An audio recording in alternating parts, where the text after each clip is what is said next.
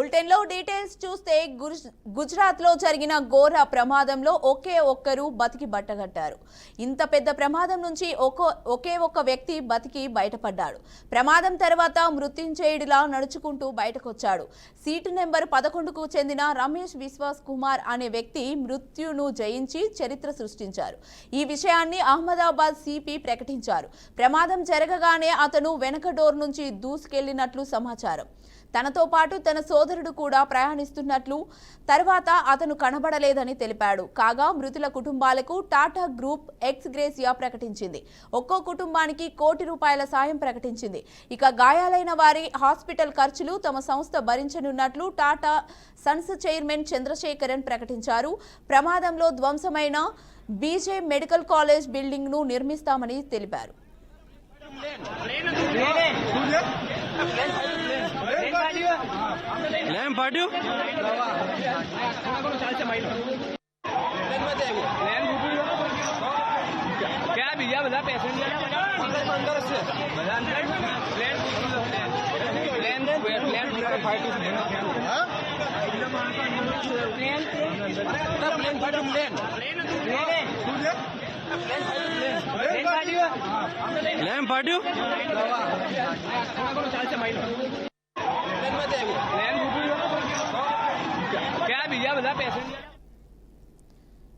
ఇక ఈ ప్రమాదం భారీ విషాదాన్ని నింపింది. ఎయిర్ ఇండియాకు చెందిన బోయింగ్ 787-88 డ్రీమ్ లైనర్ విమానం అహ్మదాబాద్ ఎయిర్పోర్ట్ సమీపంలోని 2 భవనాలపై కూలింది.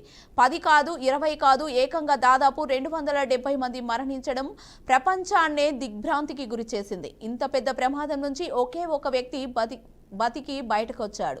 ప్రమాదం తర్వాత మృత్యుంజయుడిలా నడుచుకుంటూ బయటకొచ్చాడు. ఈ ప్రమాదంలో భారతీయులతో కొంతమంది విదేశీయులు, చిన్నారులు ఉన్నారు. ప్రమాదంలో గుజరాత్ మాజీ సీఎం విజయ్ రూపానీ కూడా ఉన్నారు. ఆయన తన భార్యను తీసుకురావడం కోసం లండన్ బయలుదేరి అనంత లోకాలకు వెళ్లారు. పాపం ఎలాంటి సంబంధం లేని కొంతమంది మెడికోలు, సీనియర్ డాక్టర్లు కూడా మృతి చెందారు. ఫ్లైట్ 2 భవనాలపై కూలడంతో దాదాపు 35 మంది డాక్టర్లు మృతి చెందారు. మొత్తం ఈ ప్రమాదంలో 230 మంది ప్రయాణికులు, 12 మంది సిబ్బందితో పాటు 35 మంది డాక్టర్లు ఉన్నారు.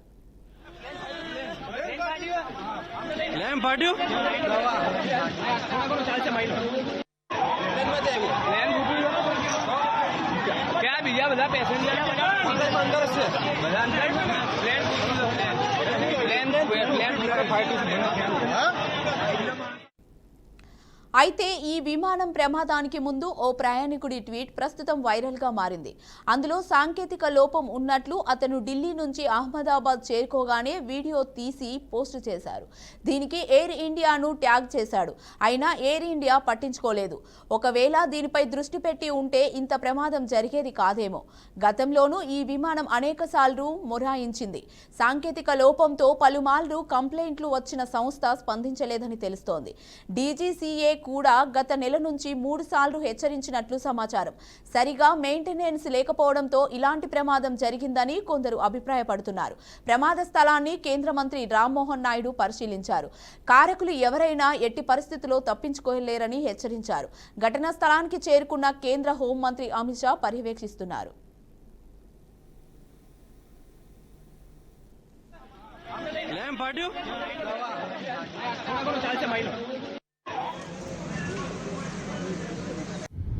And as usual, the in-flight entertainment is not working.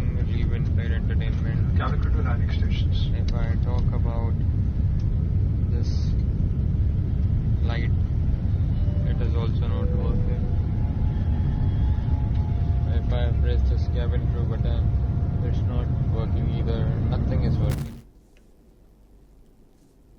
ఇక ఇదే అంశంపై మరింత సమాచారాన్ని మా అవుట్పుట్ ఎడిటర్ వెంకట్ అందిస్తారు. వెంకట్, ఎయిర్ ఇండియా విమాన ప్రమాదంలో కంప్లీట్ గా ఆన్ బోర్డు ఉన్నటువంటి 242 మంది కూడా చనిపోయినట్టుగా డిక్లేర్ చేశారు. ఇప్పటికీ అందులో గుజరాత్ మాజీ సీఎం విజయ్ రూపానీ కూడా చనిపోయినట్లుగా స్పష్టం చేశారు. ఒక అధికారిక ప్రకటన కూడా కేంద్ర మంత్రి సిఆర్ పటేల్ కొద్దిసేపు క్రితం ప్రకటన చేయడం జరిగింది. ఏదైతే అహ్మదాబాద్ ఎయిర్పోర్ట్ నుంచి టేక్ ఆఫ్ అయినటువంటి air India 171 flight, Boeing flight take off అనేటువంటి 5 నిమిషాల్లోనే 1:38కి టేక్ ఆఫ్ అయితే 5 నిమిషాల్లోనే అంటే 1:43 నిమిషాల లోపులోనే కుప్పకూలిపోయింది.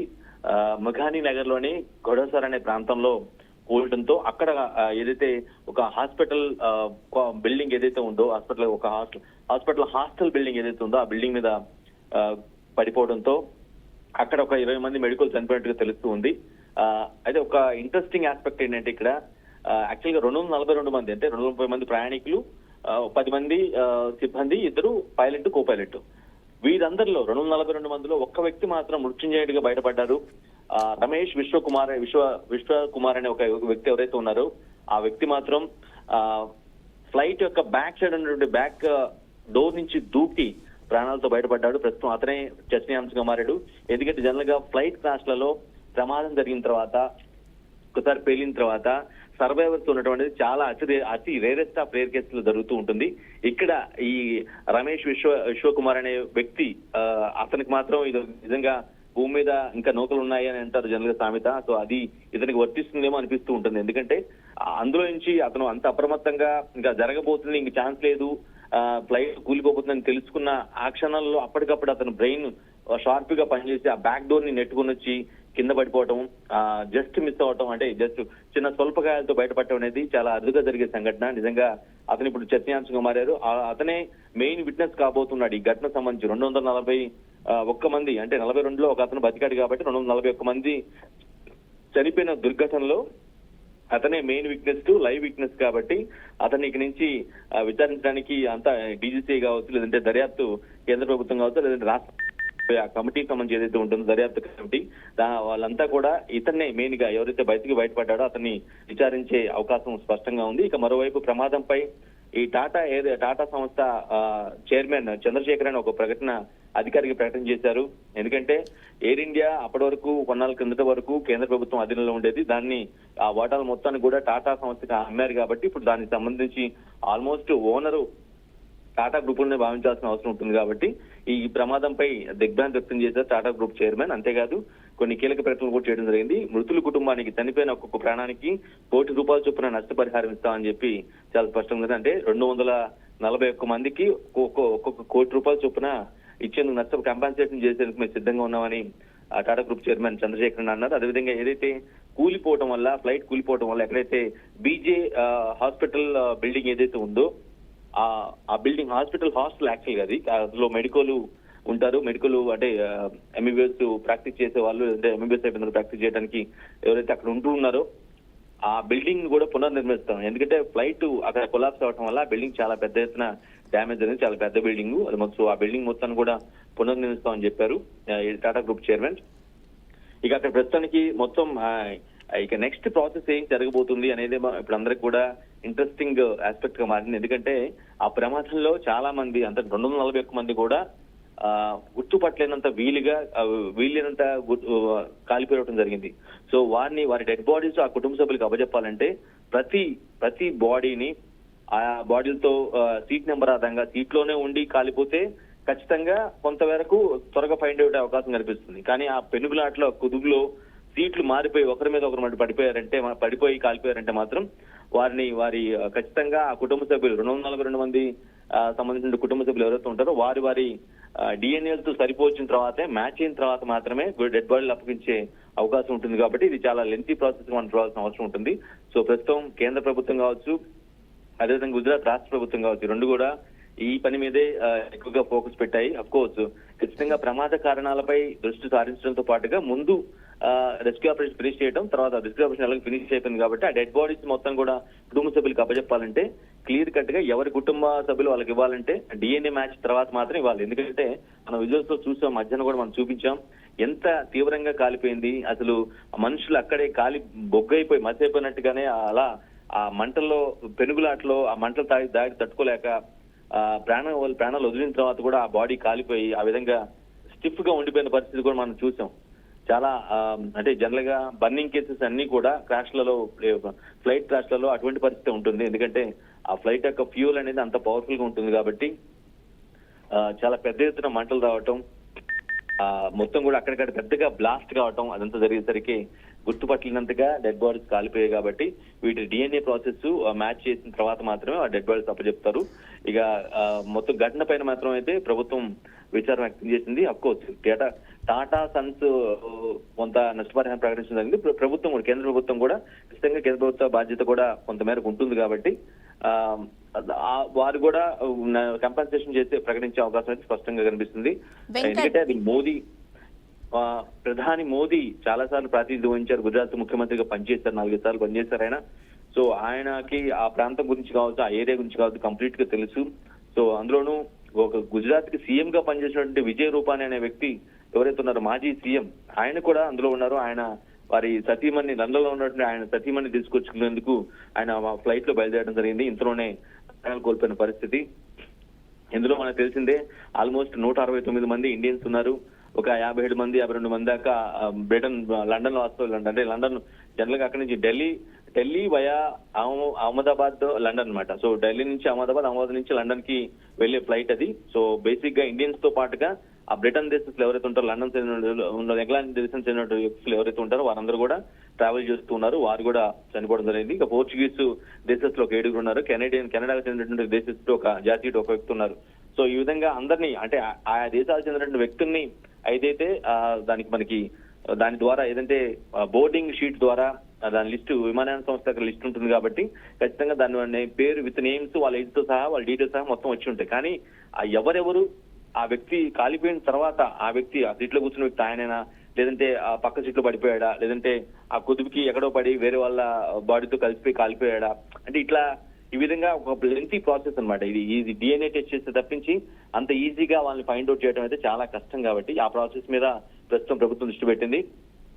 అయితే భారతదేశ విమానయాన సంస్థ సంబంధించి విమానయాన చరిత్రలోనే ఇంత పెద్ద అంటే 1996 తర్వాత 1996లో జరిగినటువంటి ఒక ఇన్సిడెంట్ లో ఆల్మోస్ట్ 349 మంది చనిపోయారు. ఆ తర్వాత ఈ స్థాయిలో చనిపోవటం ఇదే రెండవ అతిపెద్ద ఇన్సిడెంట్ గా మనం చూడాల్సింది. భారతదేశంలో జరిగినటువంటి ఇన్సిడెంట్ అందులోనూ భారతదేశంలో జరిగినటువంటి ఇన్సిడెంట్ లో ఇది రెండవ అతిపెద్ద ప్రమాదంగా మనం చూడాల్సిన అవసరం ఉంటుంది కాబట్టి సో నిజంగా ఈ డీజీసీఏ కావచ్చు అంటే అసలు కారణాలు ఏంటి, బ్లాక్ బాక్స్ ఒకటి ఉంది. బ్లాక్ బాక్స్ లో ఏం జరిగిందంటే ఫ్లైట్ క్రాష్ జరిగిన తర్వాత జరగకపోయే ముందు అంటే ఫ్లైట్ క్రాష్ ముందు జరిగే అక్కడ వాదన పైలట్ కో పైలట్ మధ్య జరిగిన సంభాషణ మొత్తం కూడా ఆ బ్లాక్ బాక్స్ లో రికార్డ్ అవుతుంది కాబట్టి ఇప్పుడు ఆ బ్లాక్ బాక్స్ రికవరీ కూడా చేస్తుంటారు.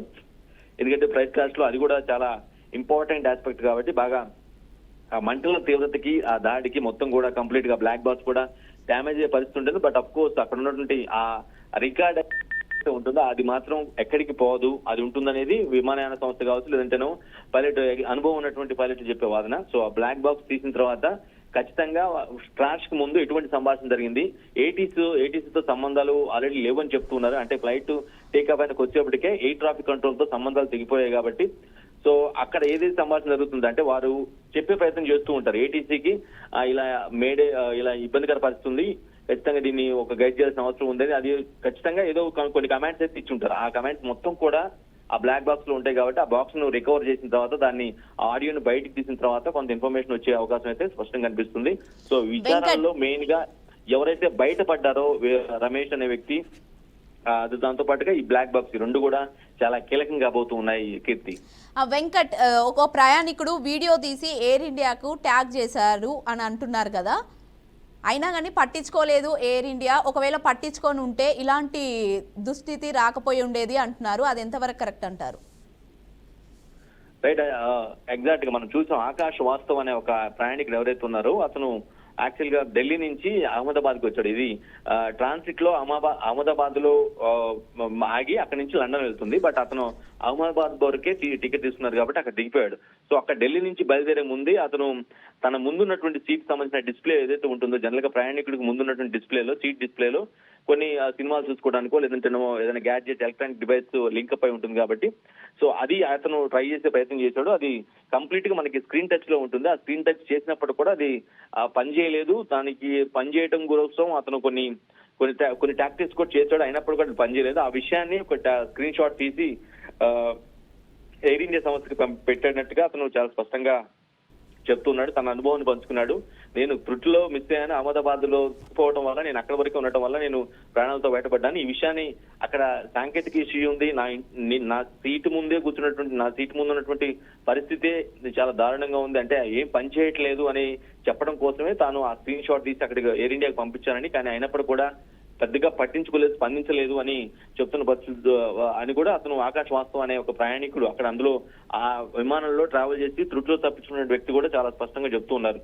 నిజానికి ఆ ఫ్లైట్ ఏదైతే ఎయిర్ ఇండియా 171 బోయింగ్ ఫ్లైట్ ఏదైతే ఉందో అది గతంలో కూడా 2024 జూన్ తో పాటు డిసెంబర్ లో కూడా 2 సార్లు సాంకేతిక సమస్య తలెత్తింది. అప్పుడు త్రుటిలో కూడా అప్పుడు కూడా వందలాది మంది, అంటే 300 మంది ఒకసారి ట్రావెల్ చేస్తున్నారు, ఒకసారి 202 మంది ట్రావెల్ చేస్తున్నారు. సో అప్పుడు కూడా జస్ట్ మిస్, అంటే అప్పుడు ప్రమాదానికి గురి కాలేదు, సాంకేతిక సమస్య తలెత్తడంతో సంభవ్ ఎమర్జెన్సీ ల్యాండ్ చేయటం కానీ లేదంటేనేమో త్రుటిలో నుంచి ప్రమాదం తప్పించుకోవడం జరిగింది. ఆ ఫ్లైట్ అప్పుడు ఆ సమయంలో పైలట్ కో-పైలట్ యొక్క చాకచక్యం వల్ల ఆ 2 సంఘటనలో కొంత బయటపడిన పరిస్థితి. కానీ ఈసారి మాత్రం సేమ్ అదే ఫ్లైట్ ఆ సమస్య ఏదైతే ఉందో ఆ సమస్యని సార్ట్ అవుట్ చేయకపోవడం వల్ల కుప్పకూలి ఈ రోజు 241 మంది సజీవ దహనమైన పరిస్థితి కనిపిస్తుంది. వారితో పాటుగా అక్కడ కాలేజీ హాస్టల్లో బిల్డింగ్ లో కూలిపోవడం వల్ల అక్కడ కూడా ఒక 20 మంది మెడికల్ చనిపోయారు. వారి సంఖ్య కూడా పెరిగే అవకాశం కనిపిస్తుంది. సో ఓవరాల్ గా ఈ ఎపిసోడ్ చూసినట్లయితే ప్రమాదానికి చిన్న నిర్లక్ష్యం కారణమా, అసలు ఏం జరిగింది ఏంటి అనేది మాత్రం ఇంకా ఒక సంచలనంగానే మిస్టరీస్ అనేది టేక్ ఆఫ్ అయినటువంటి 5 నిమిషాల్లో కూలిపోయిందనేది వాస్తవం. అందులో ఉన్న ప్రయాణికులు మొత్తం కూడా చనిపోయారు, ఎక్సెప్ట్ 1% తప్పించి అందరూ చనిపోయారు. అదేవిధంగా హాస్టల్ ఏదైతే ఉందో ఆ బిల్డింగ్ లో ఉన్నటువంటి మెడికల్ కూడా చనిపోయారు అనేది ఇప్పటి వరకు అయితే క్లియర్ కట్ గా చాలా స్పష్టంగా ఉంది. బట్ ఇక నెక్స్ట్ ప్రాసెస్ డెడ్ బాడీస్ అప్పగింత కుటుంబ సభ్యులకి అనేది ఒక పెద్ద ప్రాసెస్. ఆ తర్వాత విచారణ సంబంధించి ఈ కారణాలు ఏంటి, ఏ అంశాల బేస్ మీద ఇది జరిగింది, ఎవరు నిర్లక్ష్యం వహించారు, ఎవరు పట్టించుకోలేదనే అంశాలని ప్రధానంగా దాని దృష్టి పెట్టబోతున్నారు Keerthi. Right, thank you Venkat.